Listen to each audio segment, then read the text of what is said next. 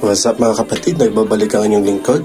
At meron na naman po tayong i-review yung bagong gitara ngayon. Kaya ayoko nang patagalin pa, umpisahan na natin. Kung pagandahan at pasulitan lamang ng gitara ang hanap nyo, ito na nga ang hinahanap nyong matagal na.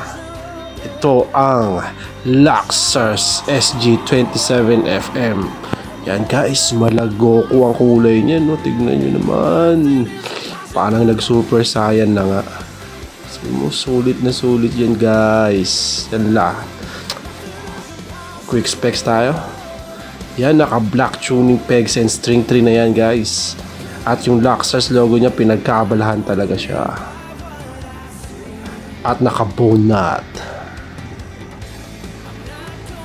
Flame roasted maple and matte satin na ang neck at fretboard niya. Stainless steel fret wires and naka-rounded edges na rin.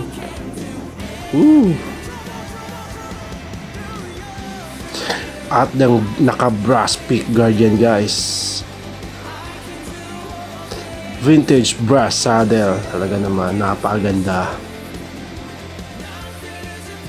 At Alnico 5 single coil. Saan ka pa? At naka 3-way toggle switch, may volume and tone. Yan guys, dalawang kahoy ang ginamit, flame veneer top and back. At sa gitna niya guys ay naka alder wood. At syempre naka free basic setup ka na. Ayun, sound check.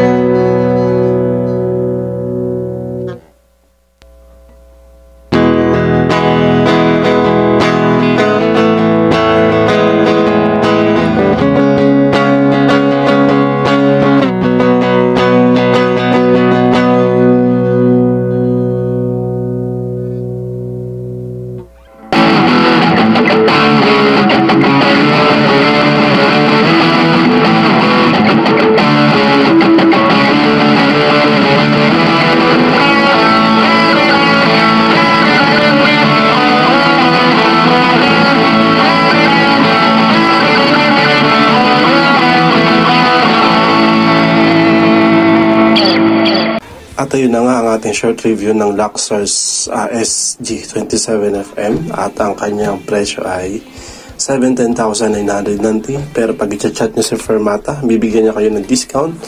Okay, so huwag na kayong mag-atubili pa, kaya bilhin nyo na. Okay, so check nyo rin sa Hello Basket ko. Kaya hanggang dito na lang ulit. Hanggang sa muli. Bye-bye!